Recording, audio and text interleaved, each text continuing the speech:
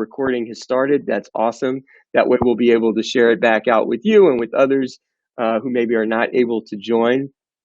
Um, Thank you, Dee. Yeah, read my notes. It's fine. I always have trouble getting everything situated with multiple screens, but thank you. You can kind of see my cheat sheet a little bit if you want to. But with that, we're just going to kind of get rolling.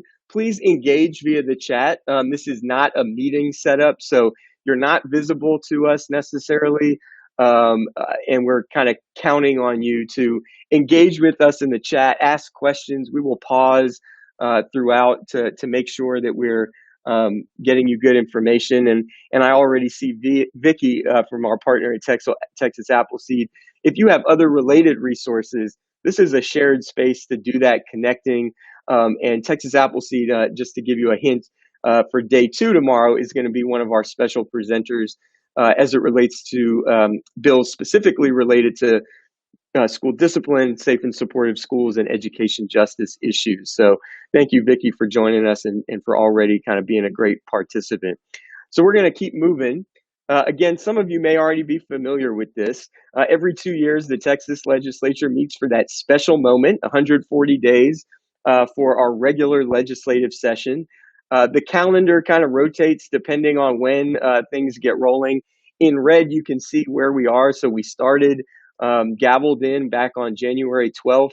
The filing deadline for bills was March 12th. It's hard to believe that was just about a month ago.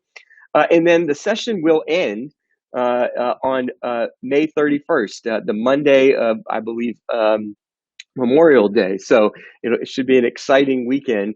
Then, of course, the governor has 20 days after to basically sign or veto the bills that make their way through that lengthy legislative journey. So we are kind of what I'm saying in the fourth quarter, if you will. And this is an important moment. I think y'all are already great advocates and know this, but I'm going to put this in the chat.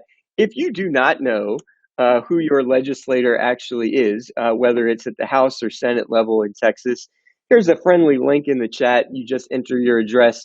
You can share this with your network of advocates. They've probably already done this.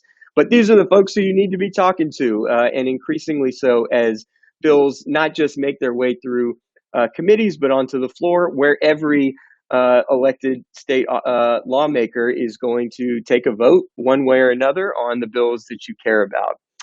Of course, there is the opportunity or the possibility always out there that the governor may convene what's known as a special session.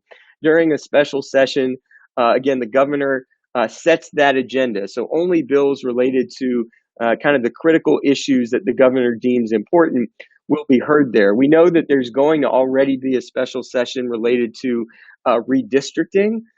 We will all see, especially as the budget process continues to play out, whether or not a special session will be necessary, whether there's an interest from the leadership to do that on some lingering funding issues. So we'll just kind of plant that there and maybe come back to it if we need to. Some of you probably already know this. This is the kind of quick Schoolhouse Rocks version, how a bill becomes a law. We won't go through all of the details here, but as you probably know, bills start in the relevant committees once they get referred out. So, of course, we've all probably been paying closest attention to public education on the House and Senate side, higher education on the House and Senate side, as well as appropriations and finance. Appropriations, what they call it on the House side, that are determining the budget.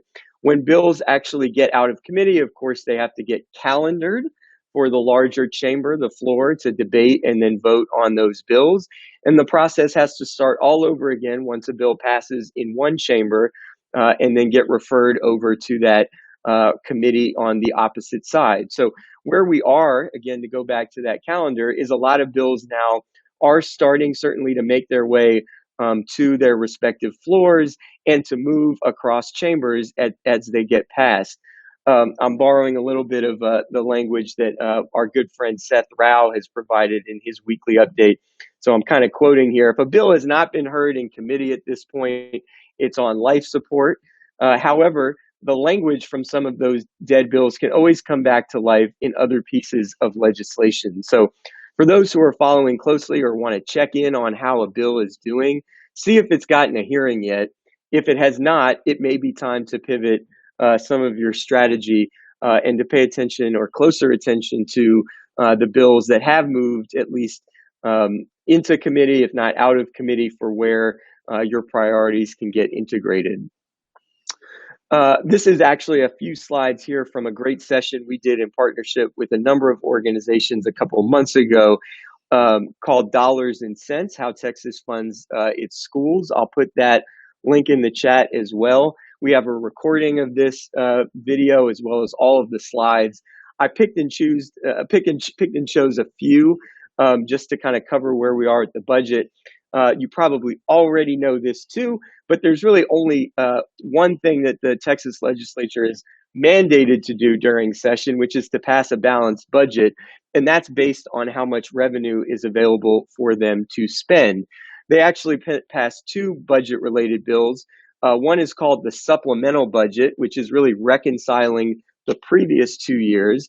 The other is looking forward towards the next 2 years.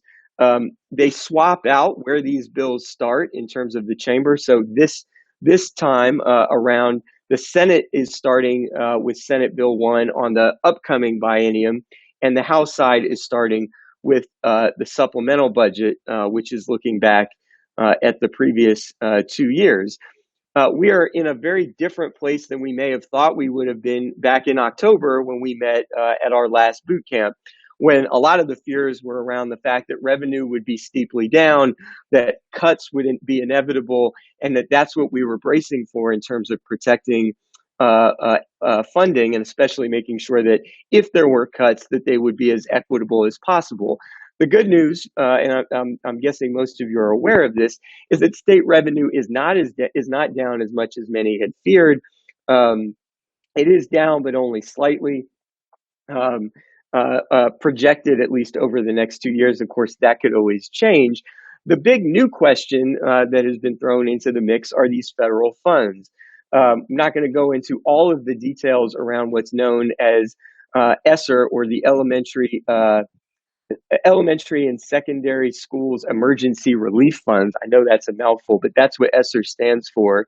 And we've had 2 rounds of those. The package that was passed in December, which allocated about $5.5 billion to the state of Texas, and this March package, which allocates an estimated $12.4 billion, and that's where we get that total of 17.9 collectively.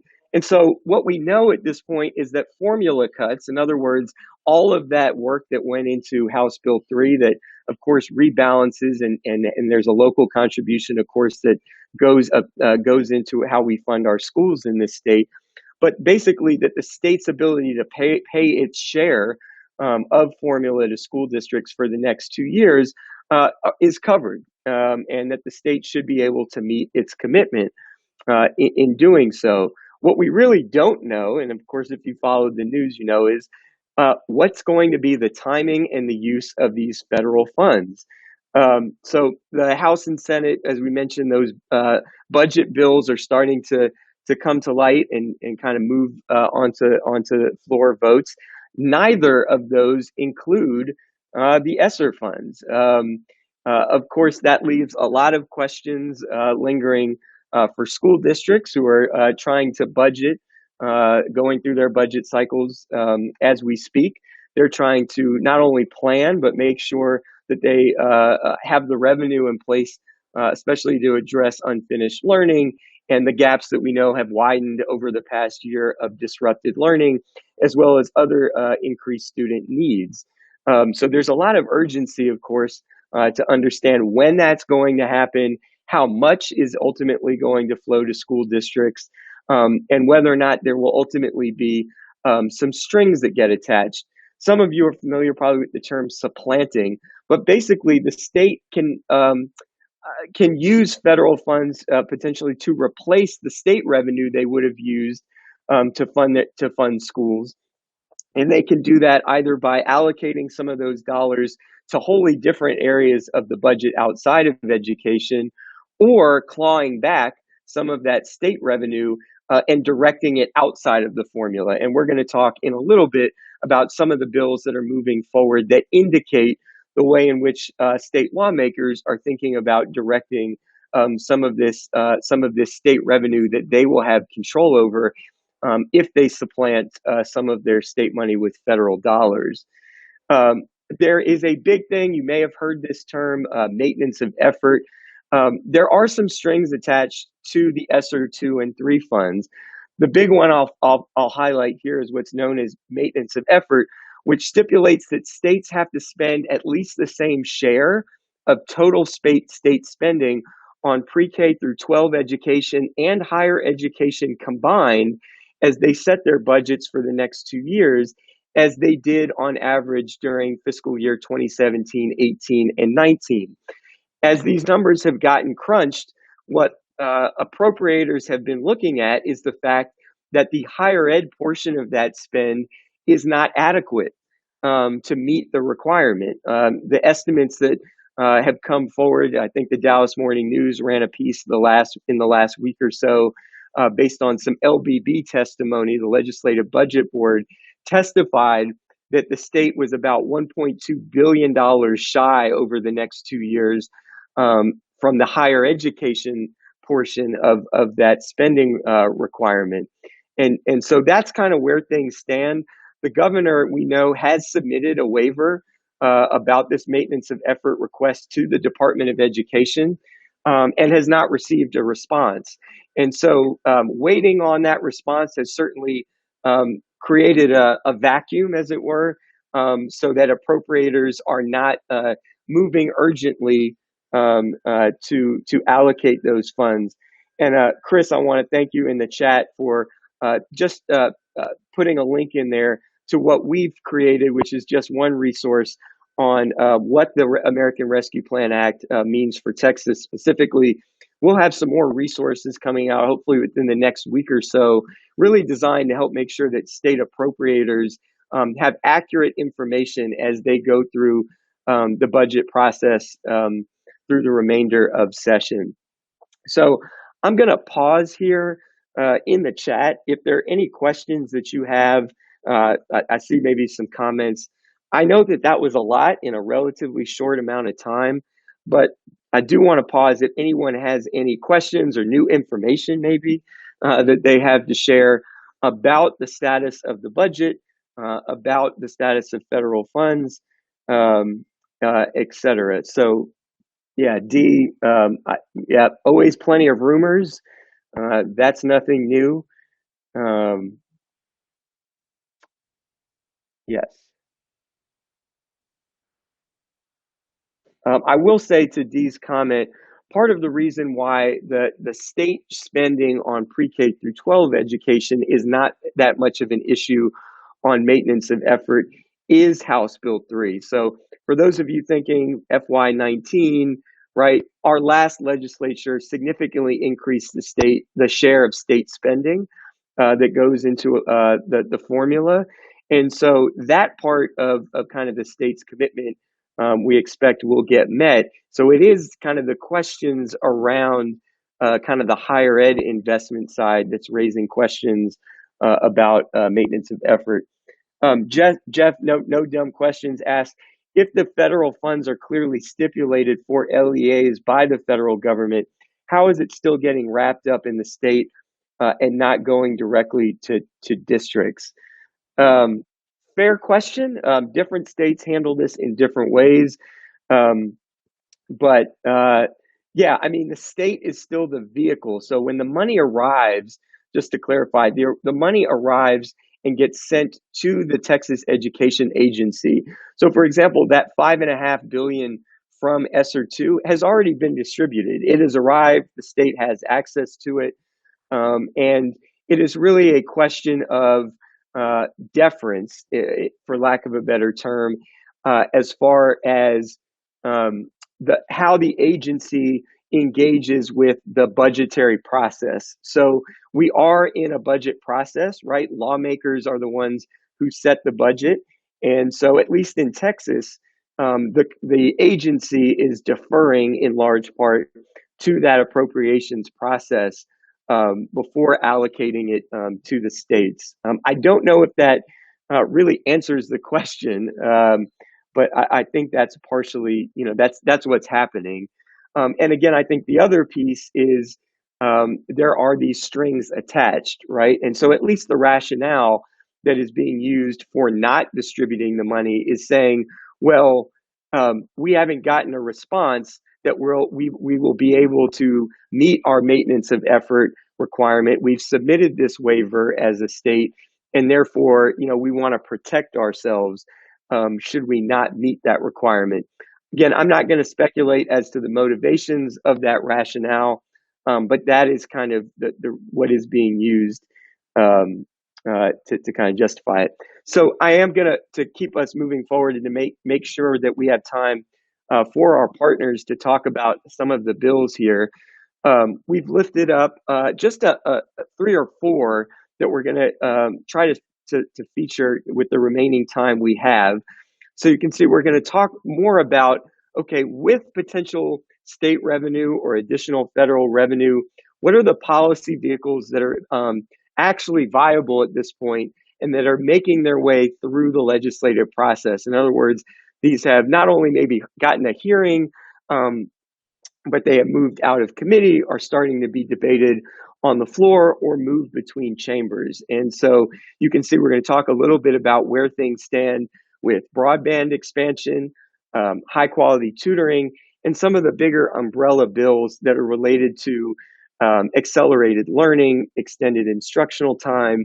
And to start, I am going to invite Sydney Grice from Teach Plus, who's a teacher and a fellow, to introduce herself. Let me make sure I get her off mute and live. I think we can see you, Sydney. I think you should be able to. Can you hear me?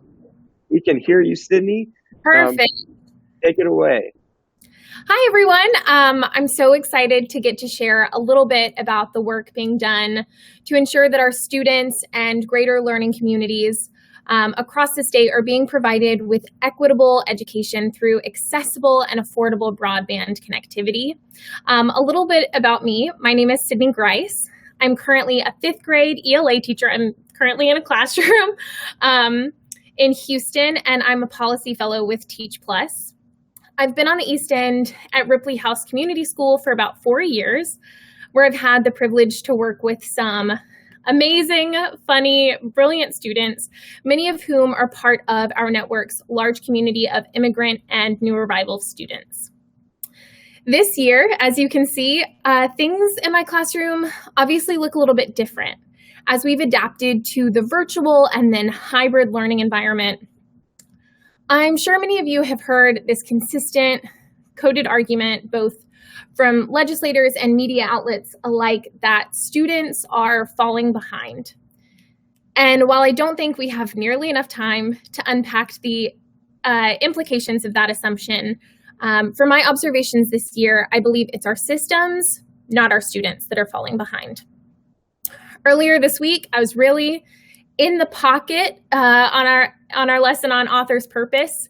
And I was just so excited because I had one of those good teacher feelings when you just know if you can get this time, if you can get everybody really locked in, you're going to get to those aha moments. But immediately, as I opened our Zoom room and students are trickling in, I start to see those now dreaded chat messages that I and many educators across the state are experiencing. The messages that say, "Miss, you're lagging," robot voice, or "Hold on, it's still loading. I've got to go get my mom's phone to call in." And most frustrating, it's not working and my brother isn't here to drive us to the library parking lot. And my students' connectivity issues are not unique. A recent analysis found that the United States ranks 119th out of 206 countries in internet affordability at an average of about $50 a month, which we can attribute to industry monopolies and a general lack of market regulation. But additionally, in 2015, nearly a quarter of Americans still lived in low subscription neighborhoods, meaning primarily low-income or rural communities were unable to consistently access a reliable broadband connection. despite the rapid digital shift that we saw in higher income neighborhoods. Also, according to a recent report conducted by Digital Texas, at the onset of the pandemic, about 3.1 million K-12 Texas students did not have access to broadband or an adequate learning device. And even after a huge push by large districts and state-based initiatives in the fall to remedy this problem, 2.5 million K-12 Texas students still lack in-home broadband sufficient for learning. Teach Plus Texas Fellows recently conducted focus group research surveying about 123 teachers spanning grade levels and geography. Through our analysis of participant responses, we found that investment in broadband was one of the top 4 priorities for teachers across the state. Even before the COVID-19 pandemic, the evolving format of classrooms and workplaces has transformed internet access from a helpful tool into an essential good. Yet, as we heard echoed from peer educators and parents and students alike, not only is this additional cost a financial burden, but it seems like a poor investment because we hear again, it's too slow, it's unreliable, and it's too expensive. Ultimately, to ensure an equitable learning experience for my students and students across Texas, it's critical that we immediately address the issue of connectivity for all learners. Just as we build larger and larger freeways in Texas to accommodate growing communities and rush hour traffic, it's also essential that we invest in this digital frontier as well. Amidst the trauma of lost normalcy and safety, students deserve to continue to connect with other learners, engage with educators who nurture them, and participate fully in their learning communities. Can we scooch over to our, perfect, thank you.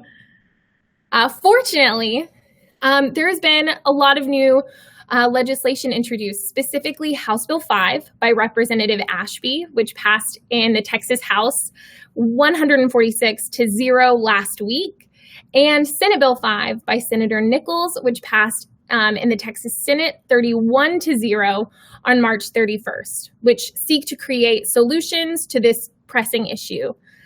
What's really remarkable about this policy issue is that these initiatives have received bilateral support and also outspoken endorsements from executive offices as well. To provide just a quick summary of how these proposed policies plan to affect change, I'm going to actually leverage a graphic that's been shared across the aisle by Texas representatives. So House Bill 5 would seek to create a broadband development office, which would be tasked with preparing a state broadband plan, participating in broadband mapping with the Federal Communications Commission to support the collection of more accurate broadband deployment data. That would include enforcing new regulations, specifying which broadband service providers are required to report availability and coverage data, and it would adopt requirements for reporting speed and new technology. HB 5 would also produce the broadband development map to identify high-need areas and would execute the broadband development plan, which would connect provider applicants to funding for service expansion. Both the House bill and the Senate bill perform similar functions, with key differences being where the Broadband Development Office is housed. So now that both bills have passed and Senate Bill 5 has moved to the House Committee on State Affairs, we get to play the waiting game of who makes it through committee first. Fortunately, no matter which legislation is greenlit, there are also billions of new federal dollars this year being allocated to both broadband and education, which means this effort is receiving abundant infrastructural support from the state and federal level, which makes us think, yay, we're done, like high five, everybody. But we can't take our feet off the gas yet. Ultimately, we want to make sure these efforts and dollars are going to the communities that need them most. And that effort is twofold. First, we believe we must create cohesive pathways for governmental assistance. So as we work to elevate broadband connectivity to the status of public good, this means ensuring that all households have pathways to affordable, reliable access. And that also means training and support for both teachers and families, with the understanding that more households and learning communities are digitally connected. It's vital that we are providing users with an understanding of how to leverage technology safely and effectively. So, I know that I just threw a lot of information at you, but I would happily hear questions or just your experiences in general. I'll kick it back to you, Jonathan. No, that was amazing. Thank you, Sydney. I certainly hope you've had a chance to deliver that testimony directly to some lawmakers, and if you haven't, that's happening soon. No, I think we do have a minute or two, so I encourage our participants, if you have a question for Sydney, either about the bill or about opportunities to advocate that are coming up, that you please take advantage of her expertise and ask while we have a minute. I see Angelica acknowledging your expert witness testimony there. Well, thank you, Sydney. I just want to echo, I think we're all, kind of watching and want to support and make sure that, that as this unfolds, number one, that we center students. This is an issue that's certainly bigger than education, but certainly central to the lives of our students and their families, and that we also, of course, address access and inclusion. That it's not enough just to expand the infrastructure, right? But that infrastructure is actually accessible, especially to communities of color, students from low-income backgrounds, rural Texas, et cetera. There is a question here. I don't know if you want to wade into this. I know this is maybe the biggest competing difference between the two bills, which is where will this office live once it's established in law? I believe it's either the comptroller or the UT system. Sydney, is there any lens here that we should be thinking about in terms of which might be better suited, especially when we think about students and the equity considerations around broadband? Right now, I think my biggest priority is that these bills just leave committee, and so that not only are these bills on the floor, but that they are living out in a way that is accountable to students. I would love to get Dee's perspective on this as well, but I personally have no opinion. I think, like many teachers, what I want to see is the expansion of access, no matter who that comes from. Yep. Well, thank you, Sydney. Dee is chiming in. So if you want opinions, we've got them. Thank you again, Sydney, for your incredible work. By the way, I have a special place in my heart for Baker Ripley. Those of you on the call, if you have not made it to Houston, or is it? Am I saying it's Sharpstown, right? So we have two campuses. We have one in the Boston region. I'm currently off of Navigation on the East End. Okay. Amazing work, though. Y'all should check it out. The Baker Ripley Center is a gem of a place-based kind of hub for families and students in that neighborhood. So thank you, Sydney. With that, I'm going to thank you, and I'm going to kick it over next. Sorry. Oh, I'm learning new tricks about our technology. Hold on, bear with me. To Patrick. Hopefully Patrick is live with us. He is going to talk next about some bills related to high quality tutoring. Patrick, are you there? Yeah, thanks, Jonathan. And playing off of Sydney's very real concerns for her students being able to have access to the internet. I'm having some trouble this afternoon, and so I've decided to keep the video off, and hopefully y'all don't have too much robot voice on your end. But please hop in the chat if I cut out. I apologize. But no, I appreciate you, Jonathan, and the Education Trust of Texas kind of like inviting me to this space to talk a little bit more about some exciting state legislation that is really aligned to equally exciting federal legislation to mobilize future teachers in Texas and other folks like retired teachers as tutors to support our state's highest need students in schools. Address some of the lost instructional time and meet student social emotional needs as it relates to the pandemic. So the two bills that I'd like to draw folks' attention to are House Bill 4117 by Representative James Talrico, a former educator himself, and Senate Bill 2023 by Senator Beverly Powell, also a former educator. And so we're really excited to have had them file a bill that would establish the Texas Tutor Corps Grant Program. This is a grant program that would incentivize partnerships between educator preparation programs, K-12 schools, and other community partners, say a local Boys and Girls Club or a local YMCA, to provide high-quality tutoring opportunities to students. I keep using this word, and you keep hearing this word around high quality. And so I think it's important to unpack that definition. And so I'm going to ask everyone to hold that thought around high quality for, until the next slide. These two bills are very closely aligned to a federal piece of legislation that has gained broad bipartisan support, as well as broad national support, including that of organizations like Teach Plus and the Education Trust at the national level.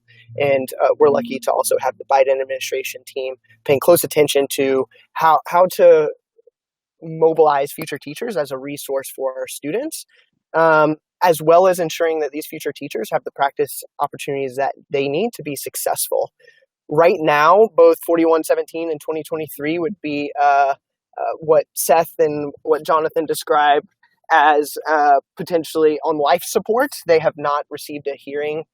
We have good intel that Senate Bill 2023 is going to be scheduled for a hearing in the Education Committee next week, but we're waiting to see the official calendar before we get too excited. But that said, as Jonathan mentioned, there's many ways for these ideas to continue to move forward, which includes through other legislative vehicles like House Bill 4545 and 4465, which essentially earmark and appropriate and require the Commissioner of Education to use a portion of the available state set aside and those federal ESSER dollars that Jonathan described earlier to support lost instructional time. And so we're really happy to have had really productive conversations with Chairman Dutton and Chairman Taylor, and are eager and optimistic that we will actually see a version of House Bill 4117 and Senate Bill 2023 included into these broader legislative vehicles. Jonathan, would you mind going to the next slide? And I do want to just go back to this idea of like, what does high quality mean, and how are we actually creating a resource and making an investment on behalf of the state that actually can produce improved equitable outcomes for children. And so the bill does offer a pretty concrete definition of what constitutes high quality tutoring.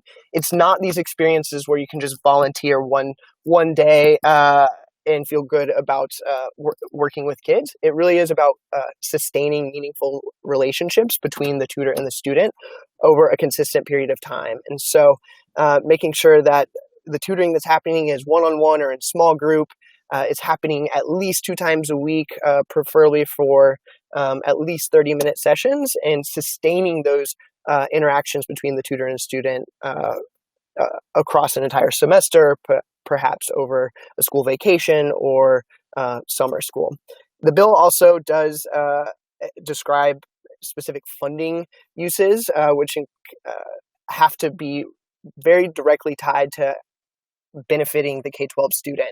And that includes paying stipends to these tutors who are providing the services, purchasing additional instructional and connectivity resources, because we know virtual tutoring continues to be a very real need and filling a very real gap. And then it can also be used for providing transportation, meals, snacks, and facilities should these tutoring opportunities being provided in other community spaces such as a Boys and Girls Club. And then we've worked with the offices to ensure that this opportunity really is about serving our highest need schools. We know that there is limited resources, and that we want to make sure that the resources are being used to promote equitable outcomes for kids. And the delivery models are pretty flexible. We want to make sure that local communities can deliver these experiences for children in the way that makes the most sense for them. So tutoring can happen in person, virtual, or even in hybrid settings. And in the application process, schools and educator preparation programs will have to demonstrate how they intend to train tutors around social emotional learning practices, as well as like culturally and linguistically responsive and other trauma-informed practices, which have been priority topics the last few years here in Texas. So all to say, we're really excited about the opportunity in Texas, and appreciate everyone's partnership to maybe get this through. Thank you, Patrick. Thank you for laying that out and for really just leading the charge, I think, with Deans for Impact at a national level, as well as here in Texas. I know Teach Plus policy fellows, as Dee said in the chat, are excited to support this. As we did with Sydney, we got maybe a minute or so to catch our breaths and see if there are any questions. Angelica asks, are these parameters currently in the bill, or what you would like to see or still advocating for? Yeah, great question. So these parameters are included in the current drafts of the legislation that would be laid out in a committee substitute. And so should we actually see provisions of this bill looped into House Bill 4545 or 4465, we will need to advocate that these safeguards and guardrails continue to be included, because I know right now those broader pieces of legislation don't have as many quality and equity guidelines. And so the short answer is yes, they're in the current versions of the bill, but we know that can always change, and we're making sure that we continue to highlight best practice. Great question, and thanks, Patrick. Any other questions before we kind of close with the last set of what I would call kind of the big umbrella vehicles for federal funds while we have Patrick? All right. Well, thank you so much again, Patrick. You mentioned that there are lots of organizations kind of supporting. So we do have some folks, obviously, advocates on the call.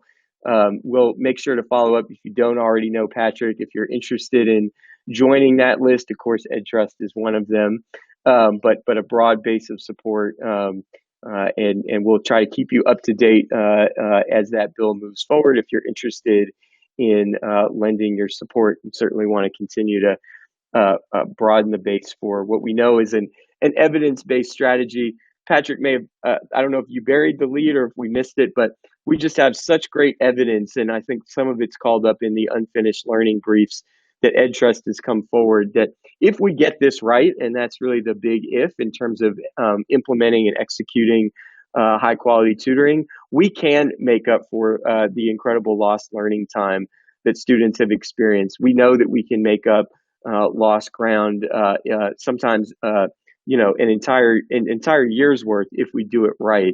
But that's the big if. And as Patrick mentioned, there are other bills out there that may not contain some of these quality guardrails. So we want to be vigilant, and we want it to make sure that in whatever vehicle this becomes a possibility, that those are promoted at the state level, and if not at the local level, certainly. If I can advance the slide, there we go. So Patrick mentioned this, and thanks, Patrick. I'm gonna got it. Sorry for the technical delay. 4465. This is a really important one to kind of understand. It does a few different things. The first thing I'll say is this is a big umbrella brought forward by the chair of the House Public Education Committee, which is Chair Dutton from the Houston area. And it does a few things. One, it would establish a series of recovery grants. And it grants kind of broad authority for the commissioner and for the Texas Education Agency to define the terms and to administer these grants.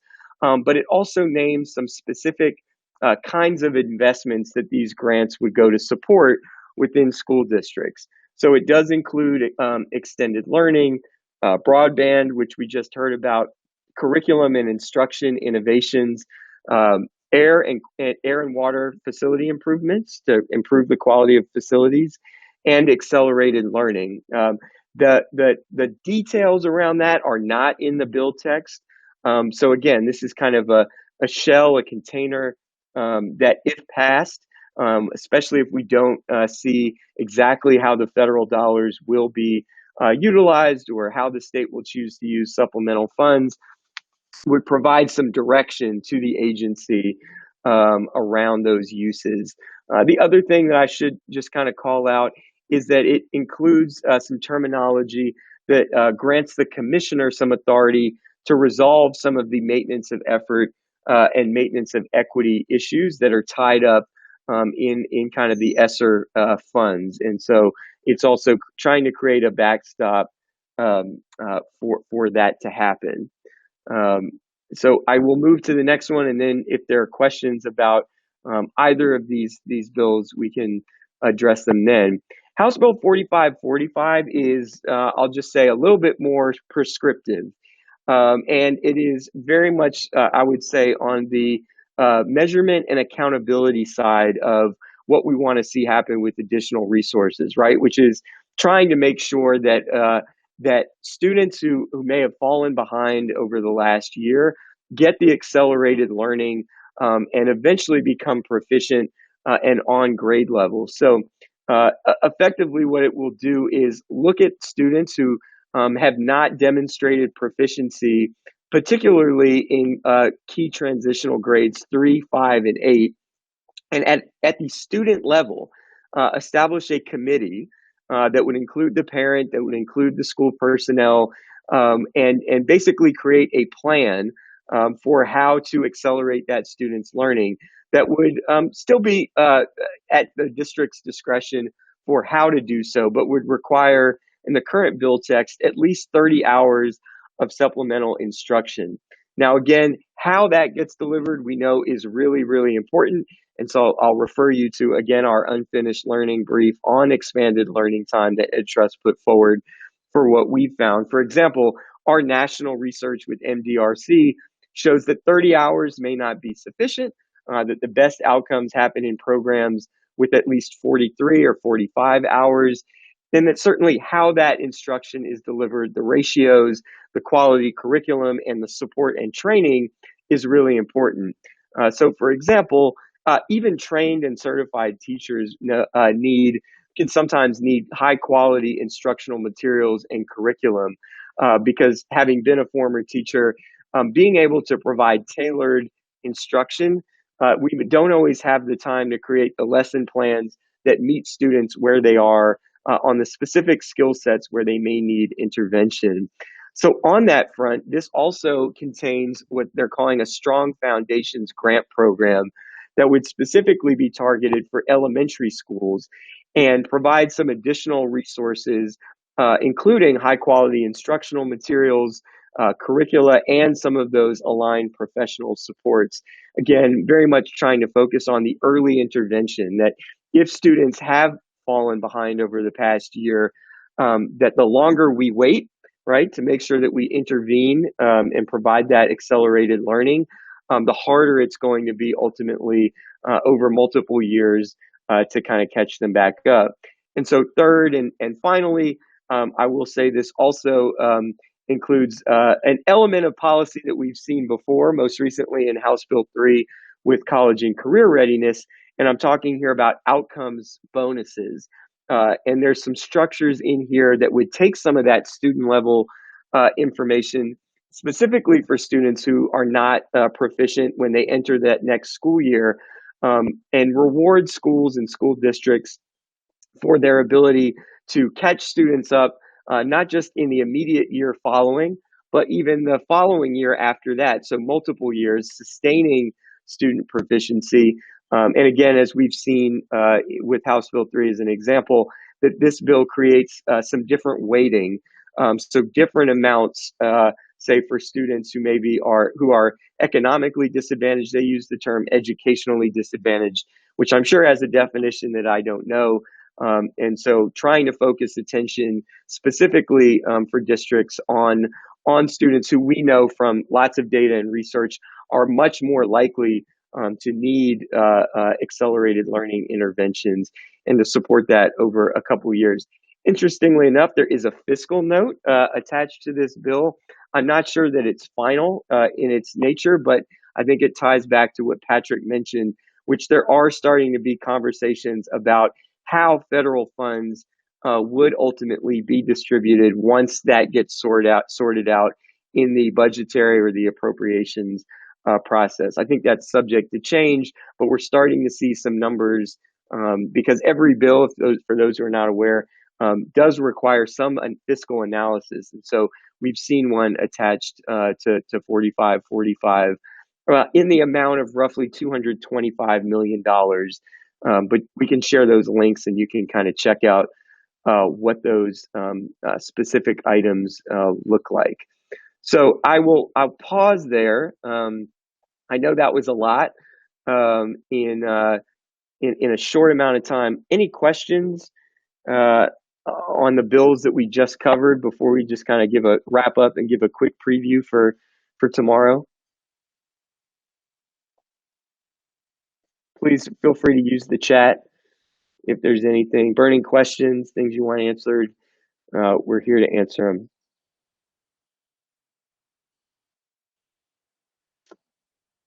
All right. Well, you can see it on the screen, but here's what tomorrow, this state time, is going to look like, which is we're going to basically do the same thing, but we're going to have other partners kind of talk about some key areas of equity policy. So safe and supportive school climate. I know we have Vicki on from Texas Appleseed. So we'll have, I believe, Andrew Hairston and Alicia Castillo from Texas Criminal Justice Coalition join us to talk about what's been happening with relevant bills in that area. Thank you, Andrew. We're excited to have you. And then we'll welcome a couple of partners from the Commit Partnership in Texas 2036 to talk about some bills related to college readiness and access. And we will make this recording available to you so that you can certainly revisit it, so that you can share it with your networks. Again, we just want to make sure that as we hit the home stretch through the 31st and the end of the regular session, 31st of May, that we all have the best information possible and the tools needed to advocate. And so I think that's a wrap. I will close. I think there's some networking time that you're certainly welcome to join as a part of the larger boot camp. Otherwise, I hope you're able to check back in with us tomorrow. And just want to thank everybody once again for making time during this very busy and important season of advocacy. All right. Thanks, everyone. Take care. We'll be in touch.